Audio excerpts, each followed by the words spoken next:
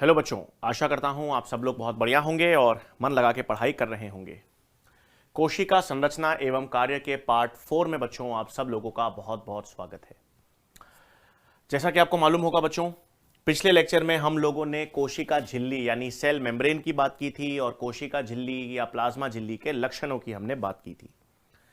तो आज हम कोशिका की संरचना में क्या पढ़ेंगे भाई?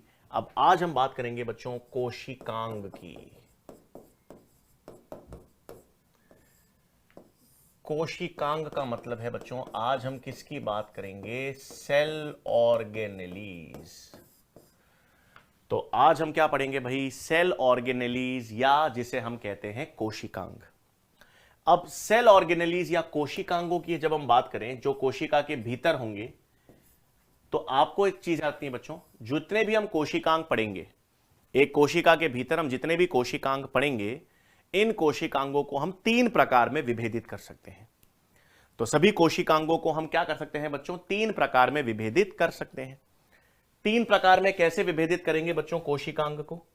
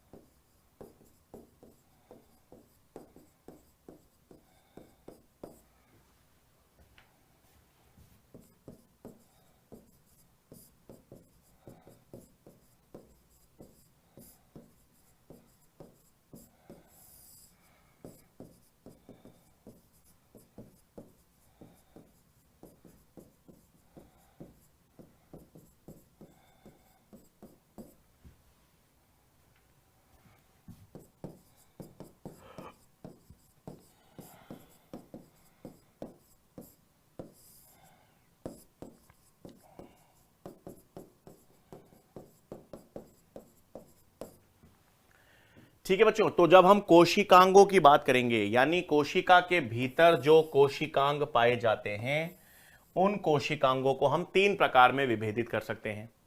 ऐसे कोशिकांग जिनके बाहर द्विझिल्ली होगी, ऐसे कोशिकांग जो 2 झिल्ली से बने होंगे यानी द्विझिल्ली युक्त कोशिकांग होंगे, जिनके बाहर 2 झिल्लियों का आवरण होगा।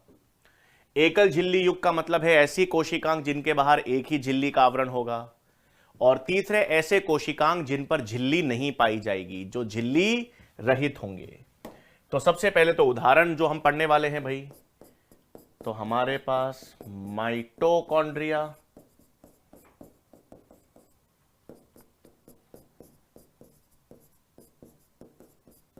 प्लास्टिड्स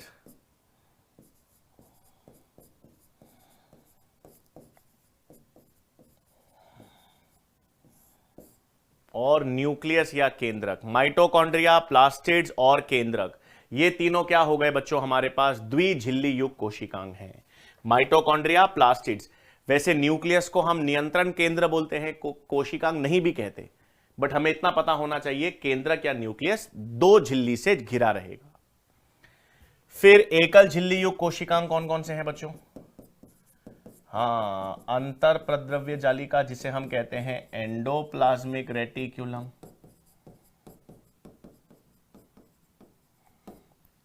एंडोप्लाज्मिक रेटिक्यूलम के बाद दूसरा गोल्जी काय,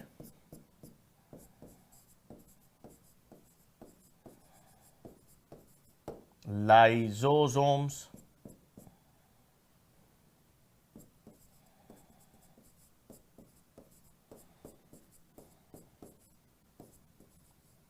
वैक्यूल्स या रिक्तिका,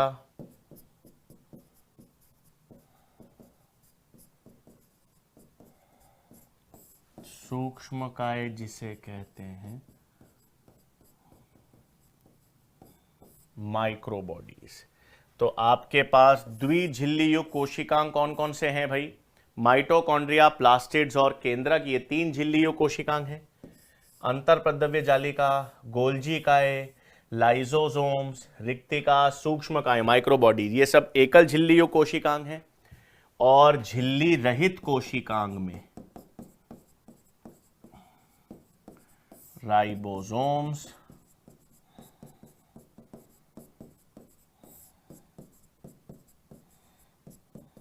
सेंट्रियोल्स जिसे कहते हैं तारक केंद्र,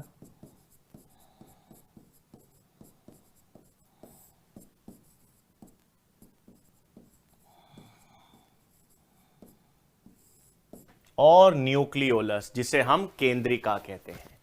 तो हम किसकी बात कर रहे हैं बच्चों? कोशिकांग की या सेल ऑर्गेनेलिस की। और हम जितने भी कोशिकांग हैं उन कोशिकांगों को अपन ने 3 भागों में विभाजित कर दिया भाई। एक तो द्विझिल्ली युक्त कोशिकांग, माइटोकॉन्ड्रिया, प्लास्टिड्स, केंद्रक जिसपे 2-2 झिल्लियां हैं। फिर एकल झिल्ली युक्त कोशिकांग, एंडोप्लाज्मिक रेटिकुलम, गोल्जी काय, लाइसोसोम्स, रिक्तिका, सूक्ष्म काय, और झिल्ली रहित कोशिकांग, राइबोसोम्स, तारक केंद्र और केंद्रिका। तो जितने भी कोशिकांग हैं उनको हमने 3 प्रकार में विभेदित कर दिया, 2 झिल्ली वाले, एकल झिल्ली और झिल्ली रहित। अब एक एक करके हम एक एक कोशिकांग को पढ़ेंगे, उनके की संरचना जानेंगे और उनका कार्य जानेंगे। ठीक है बच्चों? तो सबसे पहले हम किसकी बात करेंगे? माइटोकॉन्ड्रिया की।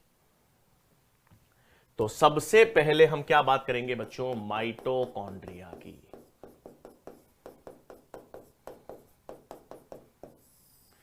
अब एक चीज याद रखना बच्चों, वैसे तो इन सब अलग अलग कोशिकांगों की खोज अलग अलग वैज्ञानिकों ने की है जो नाम है, लेकिन नीट और एम्स के लिए बच्चों आपको केवल वही वैज्ञानिकों के नाम याद रखने हैं, केवल वही वर्ष, केवल वही आंकड़े याद रखने हैं जो एनसीईआरटी में दे रखे हों। तो कहने के लिए तो बच्चों हम लिख भी देंगे कि माइटोकॉन्ड्रिया जो है उसकी खोज जो है वो ऑल्टमैन ने की थी और फ्लेमिंग ने की थी, और माइटोकॉन्ड्रिया का नाम बेंडा नामक वैज्ञानिक ने दिया था। लेकिन ये वैज्ञानिक मैं बता तो रहा हूं, लेकिन नीट और एम्स में बच्चों याद रखिएगा केवल वही वैज्ञानिकों के नाम पूछे जाते हैं जो एनसीईआरटी में दे रखे हों। ठीक है? तो आप वैसे तो याद रख सकते हैं कि माइटोकॉन्ड्रिया जो है, माइटोकॉन्ड्रिया की खोज का श्रेय तो ऑल्टमैन को जाता है, फ्लेमिंग को जाता है, और माइटोकॉन्ड्रिया जो शब्द है वो बेंडा नामक वैज्ञानिक ने दिया था। ये तो ठीक है, लेकिन अब हम बात करेंगे काम की चीजों की जो नीट और एम्स के लिए है। तो माइटोकॉन्ड्रिया हमको पहला लक्षण मालूम चल गया बच्चों की ये द्विझिल्ली युक्त कोशिकांग है। तो पहला लक्षण तो आपको मालूम ही है कि माइटोकॉन्ड्रिया जो है वो एक द्विझिल्ली युक्त कोशिकांग है, और इस माइटोकॉन्ड्रिया को एक डाई से अभिरंजित करते हैं जिसका नाम है जेनस ग्रीन। तो आप ये भी चीज याद रख सकते हैं कि माइटोकॉन्ड्रिया को जेनस ग्रीन नामक डाई से अभिरंजित किया जाता है।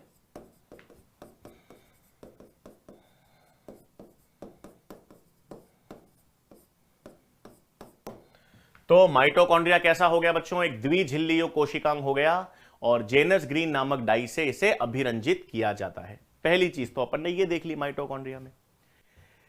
नेक्स्ट चीज आपको मालूम होनी चाहिए बच्चों कि माइटोकॉन्ड्रिया बिल्कुल एक द्विझिल्ली युक्त कोशिकांग है। तो इसमें एक बाह्य झिल्ली होगी और एक आंतरिक झिल्ली होगी। तो आपके पास अगर हम माइटोकॉन्ड्रिया की संरचना, एक सेकेंड बच्चों,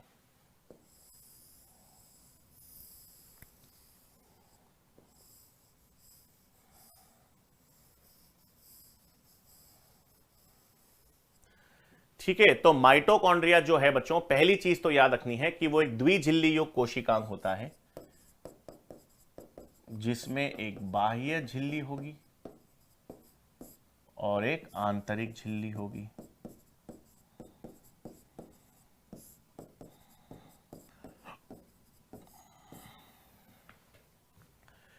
बाह्य झिल्ली है, आंतरिक झिल्ली है। देखो बच्चों, फिर ये आंतरिक झिल्ली में ऐसे रूपांतरण है। ये जो माइटोकॉन्ड्रिया की आंतरिक झिल्ली में ये जो रूपांतरण है, यानी इन फोल्डिंग्स है आंतरिक झिल्ली की। तो माइटोकॉन्ड्रिया में जो ये आंतरिक झिल्ली के रूपांतरण या घुमाव हैं, इन्हें क्या कहते हैं? क्रिस्टे। इन्हें हम किस नाम से जानते हैं? क्रिस्टे। तो नेक्स्ट लक्षण आपको क्या पता होना चाहिए कि माइटोकॉन्ड्रिया में आंतरिक झिल्ली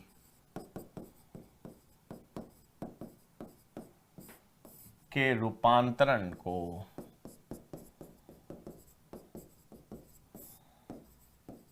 क्रिस्टे कहते हैं। तो माइटोकॉन्ड्रिया की जो ये आंतरिक झिल्ली है, माइटोकॉन्ड्रिया की आंतरिक झिल्ली में जो ये रूपांतरण है, इसे कहते हैं क्रिस्टे। ये क्या करते हैं? ये माइटोकॉन्ड्रिया की आंतरिक झिल्ली का क्षेत्रफल, सरफेस एरिया बढ़ा देते हैं, और अगर आंतरिक झिल्ली के या क्रिस्टे के कारण आंतरिक झिल्ली का क्षेत्रफल सरफेस एरिया बढ़ जाएगा तो ज्यादा एंजाइम्स इसमें आ सकती हैं। तो ये क्रिस्टे क्या करते हैं भाई, ये सरफेस एरिया बढ़ा देते हैं।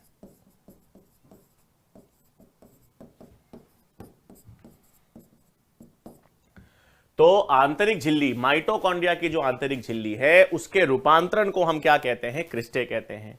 और आंतरिक झिल्ली के रूपांतरण को क्रिस्टे तो कहते हैं। ये क्रिस्टे जो हैं वो क्या कर देते हैं, सरफेस एरिया को बढ़ा देते हैं। ठीक है, फिर माइटोकॉन्ड्रिया के आंतरिक झिल्ली के भीतर अंदर की तरफ, ये इसे माइटोकॉन्ड्रिया की क्या कहते हैं, मैट्रिक्स। सही, आंतरिक झिल्ली के भीतर माइटोकॉन्ड्रिया के हिस्से को क्या कहेंगे, मैट्रिक्स। बाह्य झिल्ली है, आंतरिक झिल्ली है, आंतरिक झिल्ली के अंदर क्या है आपके पास, मैट्रिक्स। इस मैट्रिक्स में क्या मिलेगा भाई, इस माइटोकॉन्ड्रिया की मैट्रिक्स में माइटोकॉन्ड्रिया का अपना वृत्ताकार डीएनए होता है। माइटोकॉन्ड्रिया की जो मैट्रिक्स है उसमें वृत्ताकार डीएनए मिलेगा भाई। माइटोकॉन्ड्रिया की मैट्रिक्स के भीतर अपना खुद का वृत्ताकार डीएनए मिलेगा और वृत्ताकार डीएनए के साथ साथ 70S प्रकार के राइबोसोम्स भी मिलेंगे। तो हम किसकी बात कर रहे हैं, माइटोकॉन्ड्रिया की। माइटोकॉन्ड्रिया का जो मैट्रिक्स है, माइटोकॉन्ड्रिया के मैट्रिक्स में आपको वृत्ताकार द्विरज्जुक डीएनए मिलेगा, एक डीएनए मिलेगा वृत्ताकार, और उसके साथ साथ 70S प्रकार के राइबोसोम्स मिलेंगे। अब एक नई चीज सुनना बच्चों, माइटोकॉन्ड्रिया में स्वयं का डीएनए है। डीएनए जिसे हम आनुवांशिक पदार्थ कहते हैं, है ना। तो माइटोकॉन्ड्रिया के भीतर स्वयं का डीएनए है, डीएनए है, और माइटोकॉन्ड्रिया के पास अपने खुद के 70S प्रकार के राइबोसोम्स हैं। तो माइटोकॉन्ड्रिया का खुद का डीएनए है, माइटोकॉन्ड्रिया के स्वयं के राइबोसोम्स हैं, और राइबोसोम्स पर प्रोटीन का निर्माण होता है। तो माइटोकॉन्ड्रिया के पास खुद का डीएनए है, खुद का राइबोसोम्स हैं, तो माइटोकॉन्ड्रिया इन डीएनए और राइबोसोम्स के माध्यम से खुद प्रोटीन बना सकते हैं। माइटोकॉन्ड्रिया में प्रोटीन संश्लेषण होता है, जैसा कि एक कोशिका में होता है ना, एक कोशिका प्रोटीन संश्लेषण कर सकती है, इसी प्रकार से एक स्वतंत्र एक माइटोकॉन्ड्रिया भी प्रोटीन संश्लेषण कर सकता है। कैसे सर, माइटोकॉन्ड्रिया में एक माइटोकॉन्ड्रिया कैसे प्रोटीन बना सकता है? अरे भाई, उसके पास खुद का डीएनए है, तो डीएनए से आरएनए बनेगा, और वो आरएनए खुद का राइबोसोम्स है, राइबोसोम्स पे जुड़कर प्रोटीन बना देगा। तो माइटोकॉन्ड्रिया के पास अपना स्वयं का डीएनए है, स्वयं के 70S प्रकार के राइबोसोम्स हैं, तो माइटोकॉन्ड्रिया अपना प्रोटीन संश्लेषण स्वयं कर सकता है। और इस कारण हम माइटोकॉन्ड्रिया को कोशिका के भीतर कोशिका के नाम से जानते हैं, या अर्ध स्वायत्त कोशिकांग कहते हैं। तो क्या है बच्चों, लिखें पॉइंट्स एक सेकेंड आगे। सबसे पहले तो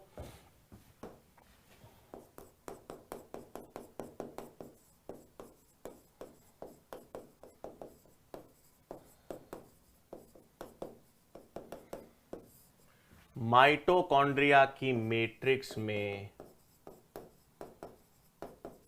वृत्ताकार द्विरज्जुक डीएनए है, और 70S प्रकार के राइबोसोम्स हैं।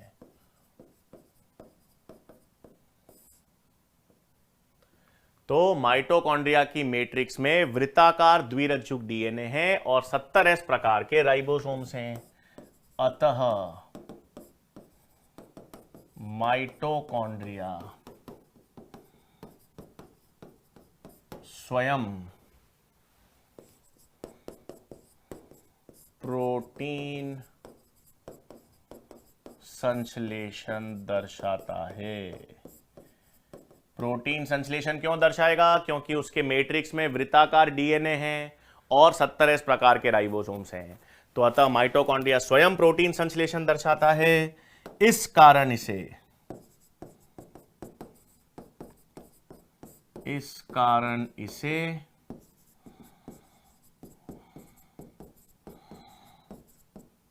अर्ध स्वायत्त कोशिकांग,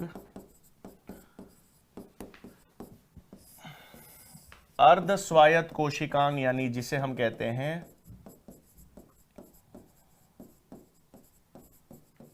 सेमी ऑटोनोमस ऑर्गेनेली, इस कारण इसे अर्ध स्वायत्त कोशिकांग या सेमी ऑटोनोमस ऑर्गेनेली कहते हैं या सेल विद इन सेल कहते हैं।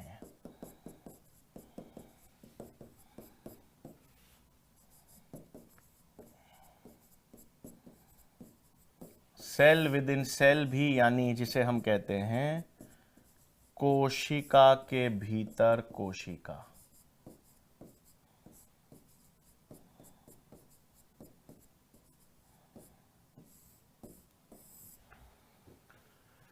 तो हम क्या बात कर रहे हैं बच्चों? हम बात कर रहे हैं माइटोकॉन्ड्रिया की मैट्रिक्स। माइटोकॉन्ड्रिया की मैट्रिक्स में मैंने आपसे कहा वृत्ताकार द्विरज्जुक डीएनए है, 70 प्रकार के राइबोसोम्स हैं, इसलिए माइटोकॉन्ड्रिया स्वयं प्रोटीन संश्लेषण करेगा, इसलिए इसको कोशिका के भीतर कोशिका, ये कोशिका के जैसे ही काम कर रहा है ना। कोशिका में खुद का डीएनए होता है, खुद के राइबोसोम्स होते हैं, कोशिका खुद प्रोटीन संश्लेषण कर सकती है। इसी प्रकार माइटोकॉन्ड्रिया में खुद का डीएनए है, खुद के राइबोसोम्स हैं, प्रोटीन संश्लेषण माइटोकॉन्ड्रिया भी कर सकता है। तो कोशिका के जैसा ही व्यवहार कर रहा है, इसलिए इसको कोशिका के भीतर कोशिका कहेंगे। लेकिन सर ये क्या है, अर्ध स्वायत्त क्यों कहा, स्वायत्त क्यों नहीं कहा? जब ये खुद का डीएनए है, खुद प्रोटीन बना रहा है, तो सर ये स्वायत्त अर्ध क्यों लिखा, सेमी ऑटोनोमस क्यों लिखा? सुनो, उदाहरण के तौर पे मान लो माइटोकॉन्ड्रिया को काम करने के लिए 100 प्रोटीन्स चाहिए, है ना। माइटोकॉन्ड्रिया क्या काम करता है? शक्ति घर है कोशिका का, ऊर्जा उत्पादन करता है। तो माइटोकॉन्ड्रिया को ऊर्जा उत्पादित करने के लिए 100 प्रोटीन्स चाहिए। अब 100 प्रोटीन्स में से 60 प्रोटीन्स तो वो खुद बना सकता है, 60 प्रोटीन्स तो वो स्वयं बना सकता है, लेकिन बाकी 40 प्रोटीन्स तो केंद्रक से बनेंगे, केंद्रक से या माइटोकॉन्ड्रिया के बाहर कोशिका में बनेंगे। तो आधे से ज्यादा प्रोटीन्स तो वो खुद बना रहा है, लेकिन अन्य प्रोटीन्स जो हैं वो तो उसको माइटोकॉन्ड्रिया के बाहर से मिलेंगे, कोशिका द्रव्य से। इसीलिए वो प्रोटीन तो बना सकता है, लेकिन अपने काम के लिए जरूरी सारे प्रोटीन्स नहीं बना सकता, कुछ बना सकता है। इसलिए इसको क्या नाम देते हैं? अर्ध स्वायत्त कोशिकांग, सेमी इसलिए, ठीक है। इसलिए इसको पूर्ण स्वायत्त नहीं कहते। तो माइटोकॉन्ड्रिया की मैट्रिक्स में अपन ने देख लिया बच्चों, वृत्ताकार द्विरज्जुक डीएनए है और 70 प्रकार का राइबोसोम्स हैं। इसे हम कोशिका के भीतर कोशिका या अर्ध स्वायत्त कोशिकांग भी कह सकते हैं, ठीक है, ये चीज। फिर नेक्स्ट लक्षण क्या है भाई, आओ देखें।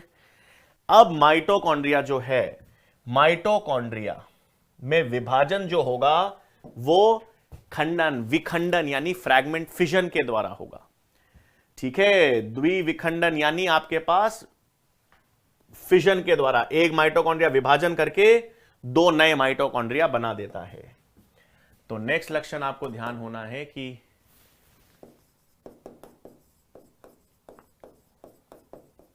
माइटोकॉन्ड्रिया में विभाजन जो है वो फिजन, विखंडन के द्वारा होता है।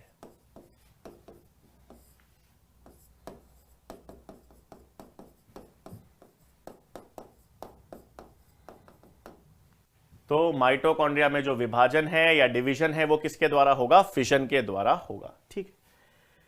फिर नेक्स्ट लक्षण क्या है, इधर देखेंगे। ये माइटोकॉन्ड्रिया जो है, इस माइटोकॉन्ड्रिया के क्रिस्टे पर बच्चों, हां, माइटोकॉन्ड्रिया के क्रिस्टे पर F0 F1 के कण पाए जाते हैं। ये माइटोकॉन्ड्रिया का जो क्रिस्टे है ना, माइटोकॉन्ड्रिया के क्रिस्टे पर ये F0 F1 कण क्या पाए जाते हैं? F0 F1 कण, या जिन्हें ऑक्सीजोम्स कहते हैं। और ये एक एंजाइम या ये किस में काम करते हैं? एटीपी संश्लेषण में। माइटोकॉन्ड्रिया का काम क्या है? एटीपी बनाना। तो माइटोकॉन्ड्रिया में ऊर्जा या एटीपी बनाने में कौन काम करते हैं? ये F0 F1 कण, प्रोटीन के कण हैं जो इनके क्रिस्टे पर पाए जाते हैं, और यही किस में काम करते हैं? प्रोटीन संश्लेषण में। तो नेक्स्ट चीज सिलेक्शन क्या हो गया भाई?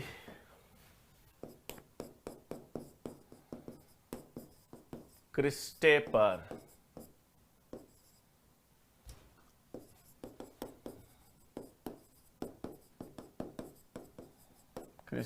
पर अधिक संख्या में F0 F1 कण यानी ऑक्सीजोम्स, क्रिस्टे पर अधिक संख्या में F0 F1 कण यानी ऑक्सीजोम्स पाए जाते हैं।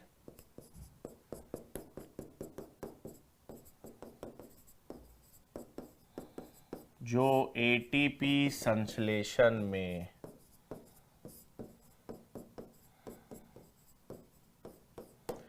किस में काम करेंगे बच्चों? जो एटीपी संश्लेषण में प्रयुक्त होते हैं। तो क्रिस्टे पर अधिक संख्या में F0 F1 कण होंगे यानी ऑक्सीजोम्स होंगे, और वो किस में काम करेंगे? एटीपी संश्लेषण में प्रयुक्त होते हैं। ठीक है, वो किस में प्रयुक्त होंगे बच्चों? एटीपी संश्लेषण में प्रयुक्त होते हैं। यानी माइटोकॉन्ड्रिया की क्रियात्मक इकाई हो गए। माइटोकॉन्ड्रिया क्या करता है? ऊर्जा बनाता है, एटीपी। तो माइटोकॉन्ड्रिया में ऊर्जा कौन बना रहे हैं? F0 F1 या ऑक्सीजोम्स। ये क्रियात्मक इकाइयां हैं माइटोकॉन्ड्रिया की। इन्हीं को हम माइटोकॉन्ड्रिया की क्या कहते हैं? क्रियात्मक इकाइयां। फिर बच्चों याद रखना है, एक कोशिका में एक से अधिक माइटोकॉन्ड्रिया होंगे। ठीक है, सामान्यतः एक कोशिका में एक से अधिक माइटोकॉन्ड्रिया होते हैं। तो सामान्यतः जब एक कोशिका में एक से अधिक माइटोकॉन्ड्रिया होते हैं ना, तो एक कोशिका के सभी माइटोकॉन्ड्रिया को सम्मिलित करके उसे कॉन्ड्रियोम कहते हैं। तो मान लो एक कोशिका में 10 माइटोकॉन्ड्रिया हैं, तो एक कोशिका के जितने भी ये 10 के 10 माइटोकॉन्ड्रिया को सम्मिलित करके हम कॉन्ड्रियोम कहते हैं। तो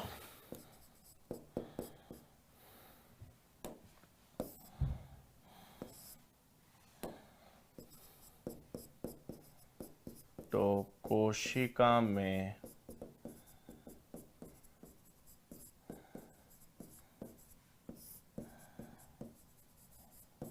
सम्मिलित सभी माइटोकॉन्ड्रिया को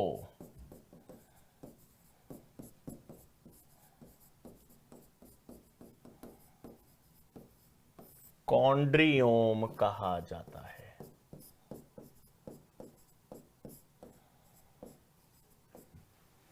ठीक है, तो कोशिका में एक से ज्यादा माइटोकॉन्ड्रिया होंगे, तो कोशिका में सम्मिलित सभी माइटोकॉन्ड्रिया को हम क्या कहते हैं? कॉन्ड्रियोम।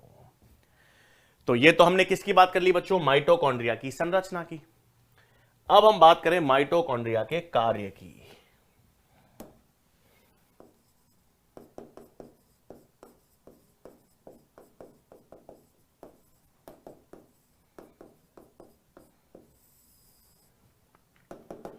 अब माइटोकॉन्ड्रिया का कार्य, सबसे पहले तो वायवीय श्वसन में काम करते हैं ना ये, और ऊर्जा उत्पादन।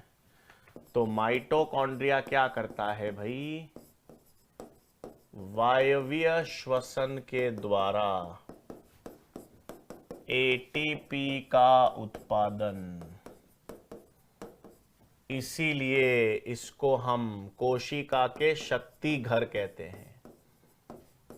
शक्ति घर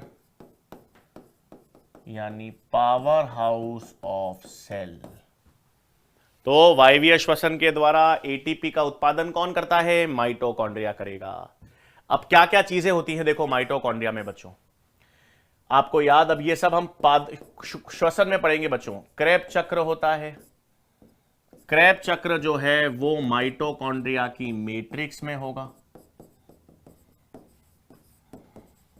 क्रेब चक्र कहां होता है? माइटोकॉन्ड्रिया की मैट्रिक्स में। और एक होता है बच्चों ईटीसी, इलेक्ट्रॉन स्थानांतरण श्रृंखला।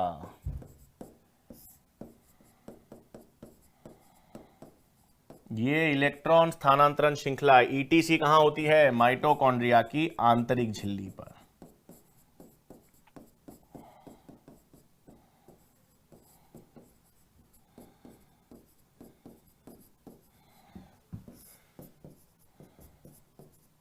माइटोकॉन्ड्रिया की आंतरिक झिल्ली पर।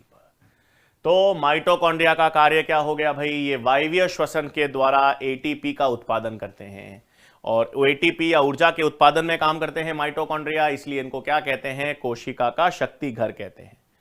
फिर हम आगे पढ़ेंगे श्वसन में कौन कौन से चक्र होते हैं। क्रेब चक्र होता है बच्चों, जो माइटोकॉन्ड्रिया की मैट्रिक्स में होगा, और एक इलेक्ट्रॉन स्थानांतरण श्रृंखला होती है जो माइटोकॉन्ड्रिया की आंतरिक झिल्ली पर होती है। तो ये तो हमने किसकी बात कर ली? माइटोकॉन्ड्रिया की। हमने पहला कोशिकांग देखा है माइटोकॉन्ड्रिया, द्विझिल्ली युक्त है, बाह्य झिल्ली, आंतरिक झिल्ली। आंतरिक झिल्ली में रूपांतरण क्या कहलाएंगे? क्रिस्टे या फोल्ड्स, क्रिस्टे कहलाएंगे। क्षेत्रफल बढ़ा देंगे, अंदर क्या मिलेगा? मैट्रिक्स। मैट्रिक्स में वृत्ताकार डीएनए है, 70 इस प्रकार के राइबोसोम्स हैं। स्वयं प्रोटीन संश्लेषण की क्षमता होती है माइटोकॉन्ड्रिया में, इसलिए इसको अर्ध स्वायत्त कोशिकांग या सेल विद इन सेल कहेंगे। विभाजन फिजन से होगा। क्रियात्मक इकाइयां जहां पर एटीपी संश्लेषण होगा, F0, F1, और ये सब माइटोकॉन्ड्रिया के कार्य हो गए। तो पहला कोशिकांग हमने देख लिया है बच्चों, माइटोकॉन्ड्रिया। अब दूसरे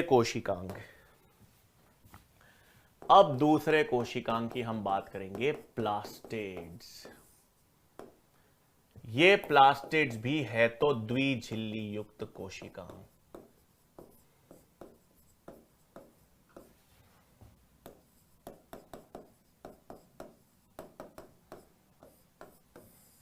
ठीक है, प्लास्टिड भी कैसा कोशिकांग है बच्चों? द्विझिल्ली युक्त कोशिकांग है, परंतु ये सभी कोशिकाओं में नहीं मिलता। ये केवल पादप कोशिका में और यूग्लिना में मिलता है। तो प्लास्टिड्स है ना, यह कोशिकांग केवल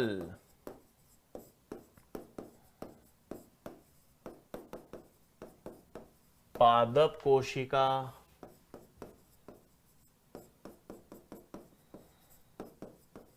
एवं यूग्लिनॉइड्स में पाया जाता है।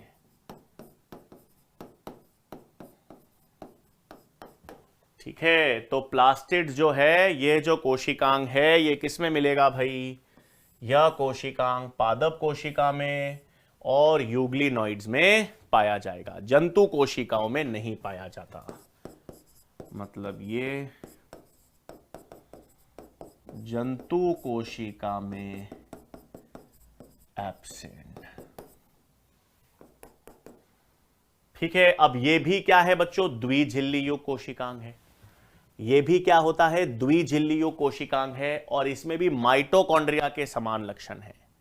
माइटोकॉन्ड्रिया के समान लक्षण का मतलब क्या है बच्चों? इस प्लास्टिड्स के अंदर भी वृत्ताकार द्विरज्जुक डीएनए है, इसके अंदर भी 70S राइबोसोम्स हैं।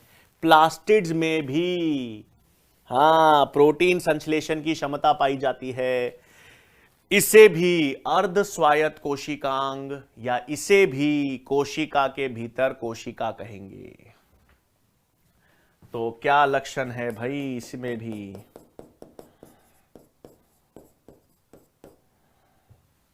या इसको ऐसे नहीं लिखते,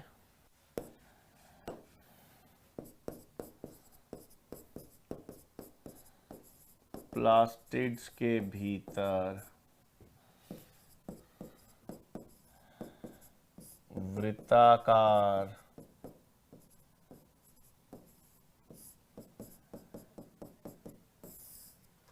प्लास्टिड्स के भीतर वृत्ताकार द्विरज्जुक डीएनए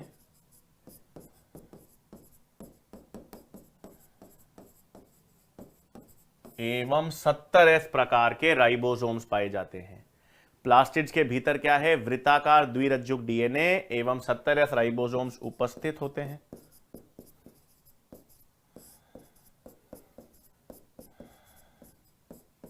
प्लास्टिड्स के भीतर वृत्ताकार द्विरज्जुक डीएनए एवं 70S राइबोसोम्स उपस्थित होते हैं। ठीक है, इस कारण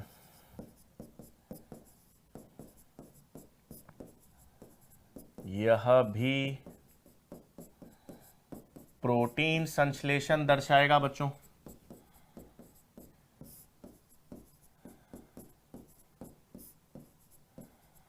इस कारण यह भी प्रोटीन संश्लेषण दर्शाता है और इस कारण इसको भी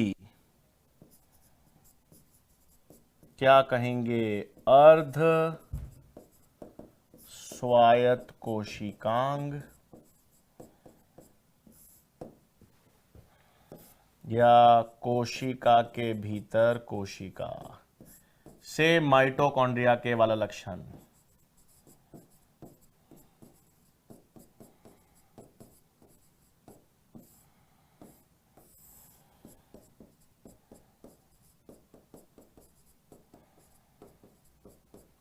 सेल विद इन सेल इसे भी कह सकते हैं अर्ध स्वायत्त यानी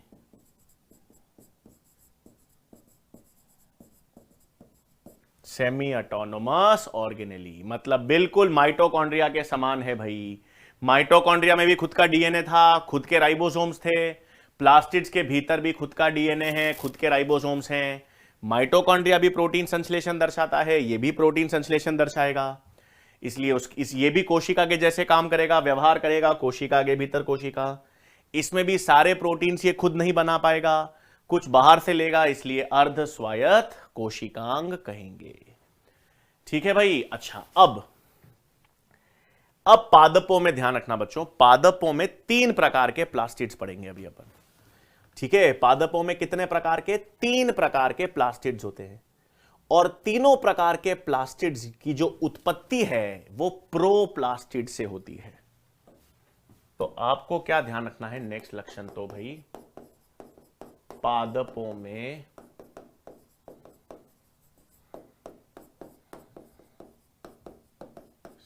सभी प्लास्टिड्स की उत्पत्ति प्रोप्लास्टिड से होती है। ठीक है, पादपों में सभी प्लास्टिड्स की उत्पत्ति किससे होगी भाई? सभी प्लास्टिड्स की उत्पत्ति प्रोप्लास्टिड से होती है। ठीक है, अब ये क्या होता है, इधर ध्यान देंगे एक मिनट।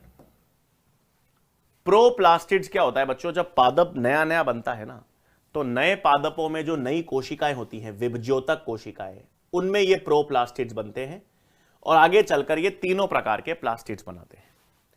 हां, एक चीज याद रखनी है, किसी भी प्रकार का प्लास्टिड अपन बनाएंगे उसके लिए प्रकाश चाहिए। मतलब प्रोप्लास्टिड्स किसी भी तरह के प्लास्टिड्स का निर्माण करें, मतलब इधर ध्यान देंगे, ये जो प्रोप्लास्टिड्स हैं, सुनेंगे,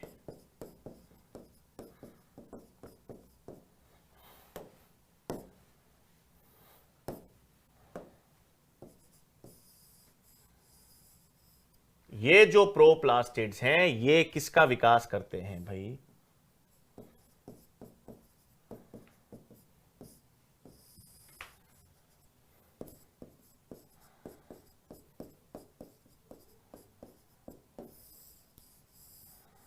ल्यूकोप्लास्ट,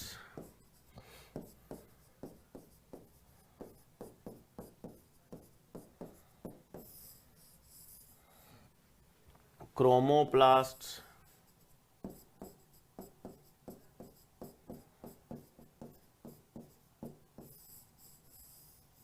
और क्लोरोप्लास्ट। ठीक है, तो 3 प्रकार के प्लास्टिड्स होते हैं बच्चों, समझ आ गई आपको?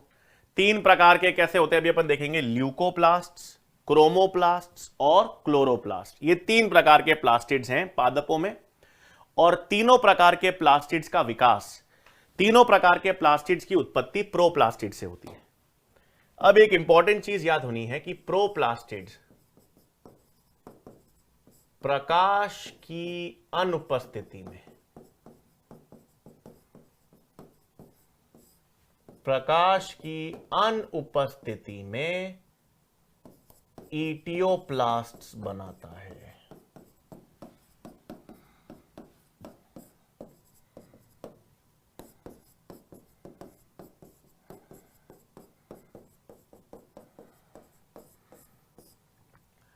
आपने देखा होगा बच्चों, काफी बार कुछ पत्तियां होती है ना, जब आपने किसी पादप को छाया में रखा हो, किसी प्लांट को आपने छाया में रखा हो, जिसको धूप नहीं मिल रही हो, प्रकाश नहीं मिल रहा हो, तो उस पादपों में जो प्रोप्लास्टिड्स होते हैं, वो प्रोप्लास्टिड्स प्रकाश की अनुपस्थिति में क्या बना देते हैं, इटियोप्लास्ट्स। ऐसी पत्तियां जो होती हैं उन्हें कहते हैं इटियोलेटेड लीव्स। सफेद सफेद धब्बे हो जाते हैं, कोई रंग पत्तियों में नहीं आ पाता। क्यों? क्योंकि प्रकाश मिला नहीं, और प्रकाश की अनुपस्थिति में प्रोप्लास्टिड जो है उन्होंने क्या बना दिया, प्रकाश की अनुपस्थिति में प्रोप्लास्टिड्स ने क्या बना दिया, इटियोप्लास्ट का निर्माण कर दिया। तो प्रकाश की अनुपस्थिति में प्रोप्लास्टिड से क्या बनेगा भाई, इटियोप्लास्ट। ठीक है, अब ये 3 प्रकार के प्लास्टिड्स है बच्चों। तीनों प्रकार के प्लास्टिड्स के कार्य की बात करनी है, एक एक करके देखेंगे। मतलब ल्यूकोप्लास्ट, क्रोमोप्लास्ट और क्लोरोप्लास्ट। ठीक है, तो सबसे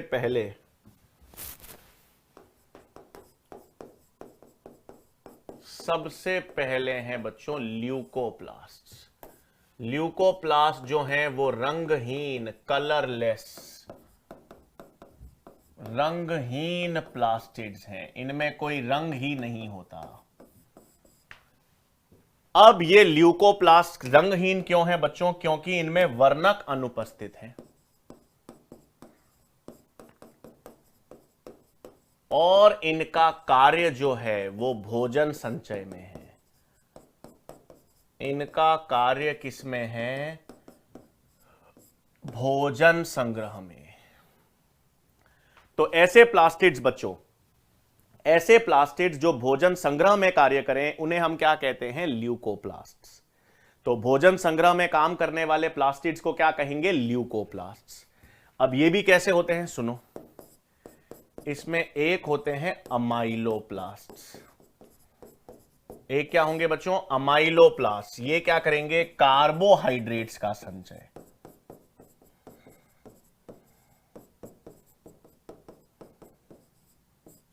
तो कार्बोहाइड्रेट्स का संग्रह करने वाले क्या होते हैं? अमाइलोप्लास्ट्स।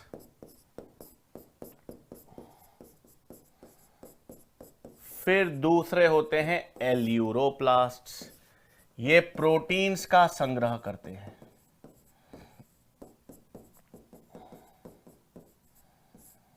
प्रोटीन्स का संग्रह करने वाले एल्यूरोप्लास्ट्स। और तीसरे होते हैं इलायोप्लास्ट्स। हां, वसा या तेल का संग्रह करने वाले।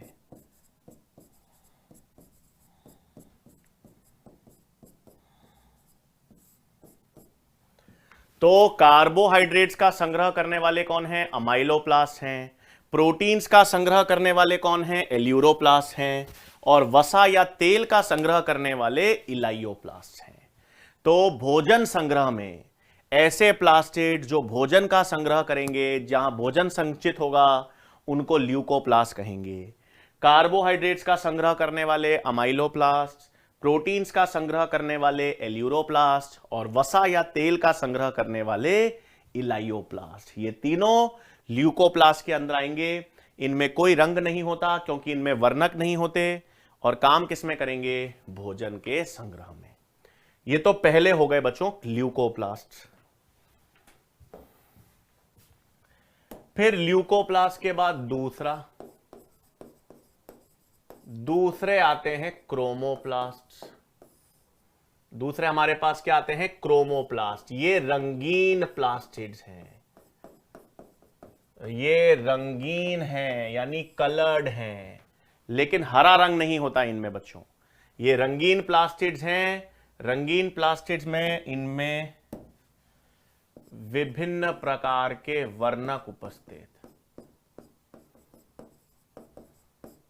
विभिन्न प्रकार के वर्णक उपस्थित है ना। पत्तियों में और फलों का रंग, पत्तियों वो फलों के रंग, पत्तियों व फलों के रंग किस कारण होते हैं बच्चों? इन क्रोमोप्लास्ट के कारण। पत्तियों के आपने अलग अलग रंग देखे होंगे, फलों के अलग अलग रंग देखे होंगे। तो पत्ती या फलों के रंग का कारण क्या है? रंगीन, ये क्या है? क्रोमोप्लास्ट जो है वो किसका कारण है भाई? इन रंगों का कारण है। अब इसमें उदाहरण जैसे आपने देखा होगा बच्चों, जो टमाटर है और लाल मिर्च है, टमाटर और लाल मिर्च का लाल रंग जो होता है ना, वो लाइकोपीन के कारण है। तो इसमें उदाहरण आपको याद रखने हैं,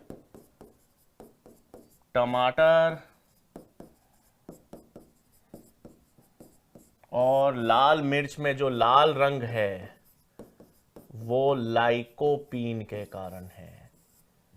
गाजर जो है, गाजर का जो लाल रंग है वो बीटा कैरोटीन के कारण है। तो ये बीटा कैरोटीन, लाइकोपीन, ये सारे वर्णक जो हैं ये किस में पाए जाते हैं? क्रोमोप्लास्ट।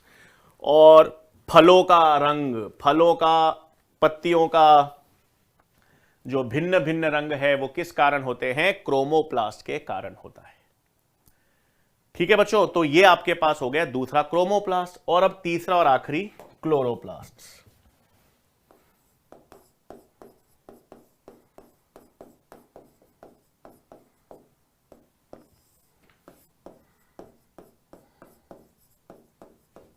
हरा यानी ग्रीन प्लास्टिड। हरा किस कारण होता है भाई? इनमें क्लोरोफिल होता है। इनमें कौन सा वर्णक है भाई? क्लोरोफिल। और क्लोरोफिल के कारण ये किसमें कार्य करते हैं? पादपों में प्रकाश संश्लेषण में। तो क्लोरोप्लास्ट हरे प्लास्टिड्स हैं, ग्रीन प्लास्टिड्स। इनमें हरा रंग किस कारण है? क्लोरोफिल के कारण। और क्लोरोफिल के कारण इनके किसमें काम करेंगे? प्रकाश संश्लेषण में। अब इनकी संरचना देखें बच्चों अगर क्लोरोप्लास्ट की।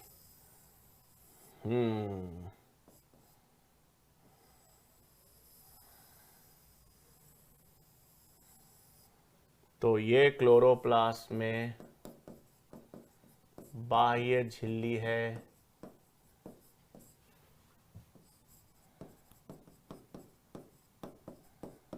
ये आंतरिक झिल्ली है, और जो मैट्रिक्स होती है क्लोरोप्लास्ट की उसे कहते हैं स्ट्रोमा।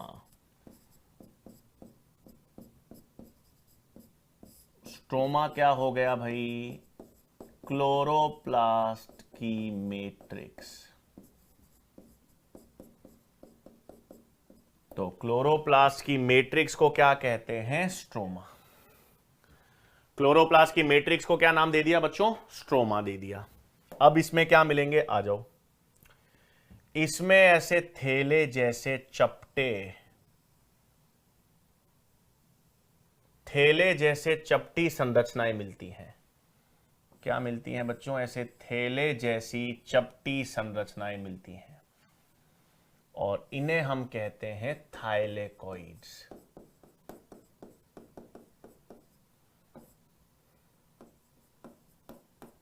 चपटे झिल्ली नुमा संरचना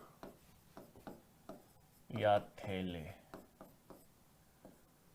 तो चपटे झिल्ली नुमा थैले को क्या कहते हैं? थाइलेकॉइड्स। ठीक है, ये थाइलेकॉइड, ये एक और, ये ये तो ये थाइलेकॉइड का समूह हो गया भाई। ये थाइलेकॉइड के समूह को कहते हैं ग्रेना।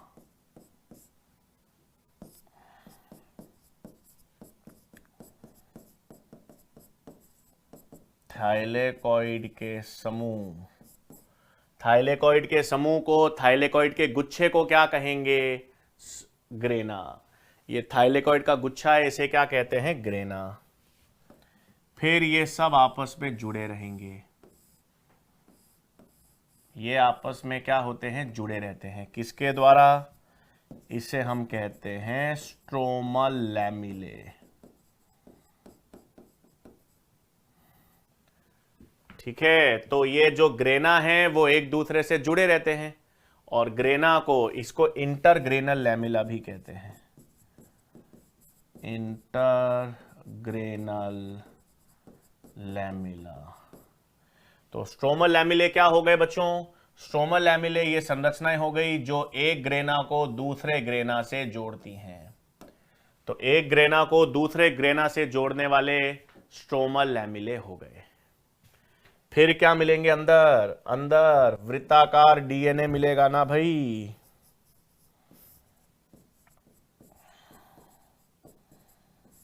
वृत्ताकार डीएनए होंगे।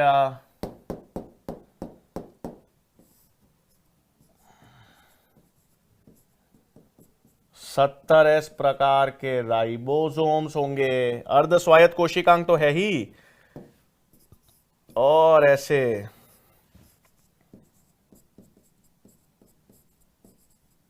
स्टार्च के कण मिलेंगे।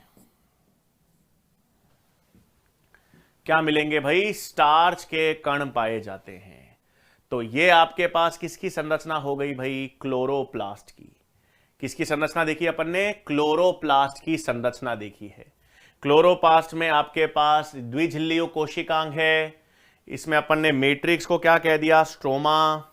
फिर थैले जैसे संरचनाएं जो हैं उसे क्या कहते हैं? थैले रूपी चपटी संरचनाएं जो हैं उसे हम थाइलेकॉइड कहते हैं। थाइलेकॉइड के गुच्छे को क्या कहेंगे?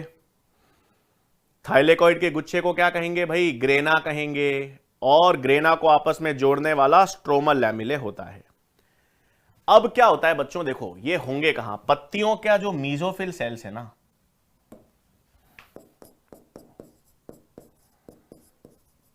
पत्तियों में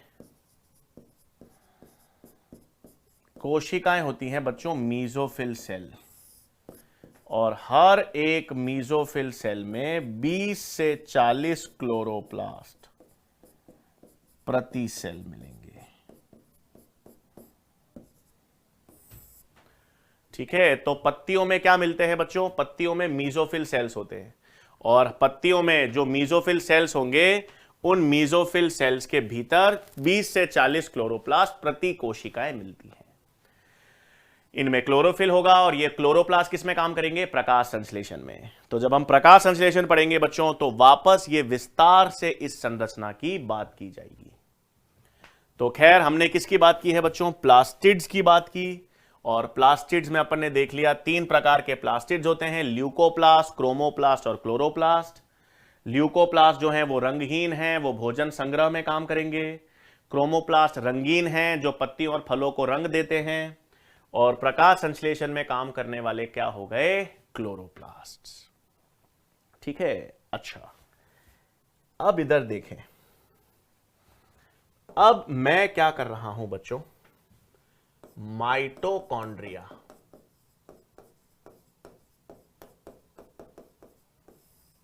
और प्लास्टिड्स की तुलना कर रहा हूं। ध्यान से सुनेंगे, ठीक है? हमने क्या कर रहा हूं बच्चों में? माइटोकॉन्ड्रिया और प्लास्टिड्स की तुलना कर रहा हूं। किन लक्षणों के आधार पर? इधर देखेंगे। वृत्ताकार डीएनए,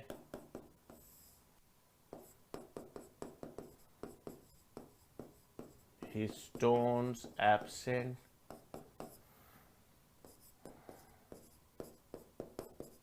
सत्तर राइबोसोम्स,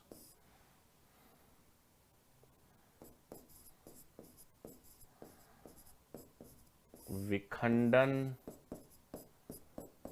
द्वारा विभाजन, और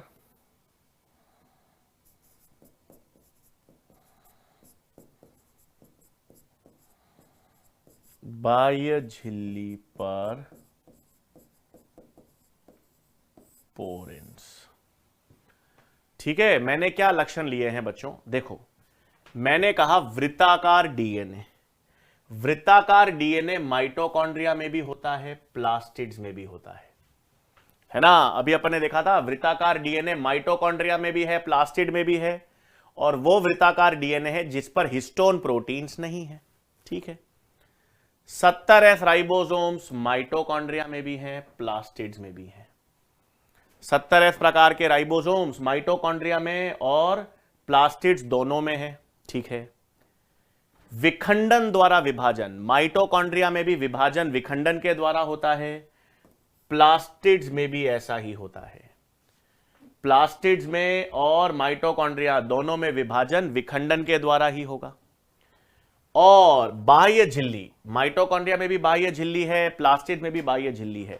दोनों बाह्य झिल्ली पर एक विशेष प्रोटीन पाया जाता है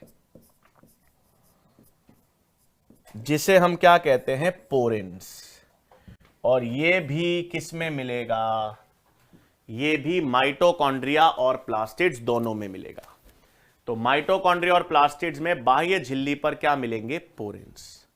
अब ये क्यों बता रहा हूं, सुनो, ये सारे समानताएं, इसके कारण क्या होगा, अब मैं यहां पर एक प्रोकैरियोटिक सेल ले रहा हूं।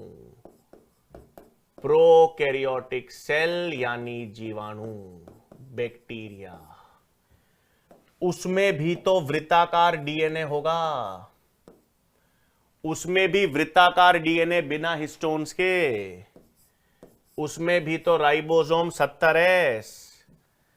फिर जीवाणु में विभाजन भी तो द्विविखंडन के द्वारा, जीवाणु में आपने पढ़ा होगा ये तो, जीवाणु भी विभाजन कैसे करते हैं, द्विविखंडन के द्वारा।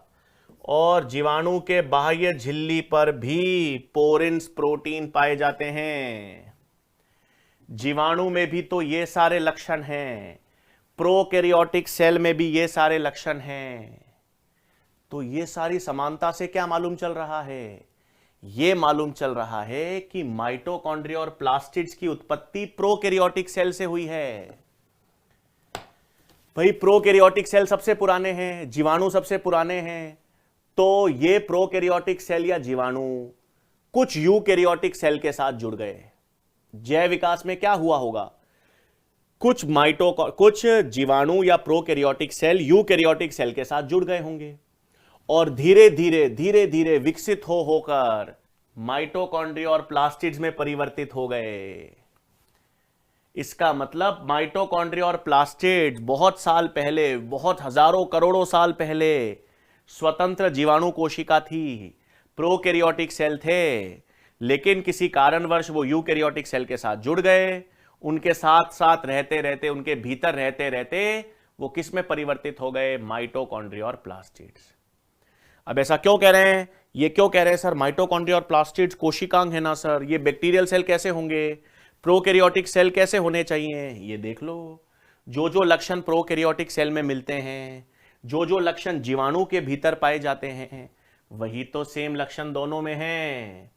तो इससे ये प्रमाण मिलता है, इससे ये एविडेंस मिलता है कि माइटोकॉन्ड्रिया और प्लास्टिड्स कई वर्षों पहले, या इनकी उत्पत्ति कहां से हुई है, प्रोकैरियोटिक सेल या जीवाणु से। तो इस सिद्धांत को क्या कहते हैं, इस सिद्धांत को हम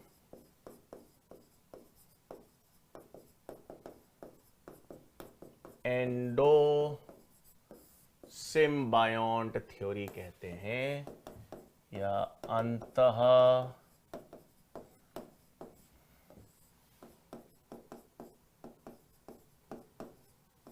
इसे हम किस नाम से जानेंगे, अंतः सहजीवी सिद्धांत। क्या कहता है ये,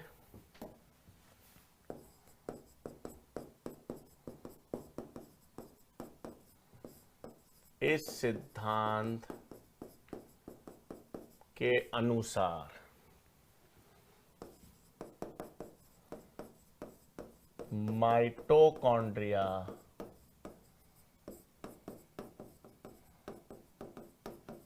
एवं प्लास्टिड्स, इस सिद्धांत के अनुसार माइटोकॉन्ड्रिया एवं प्लास्टिड्स की उत्पत्ति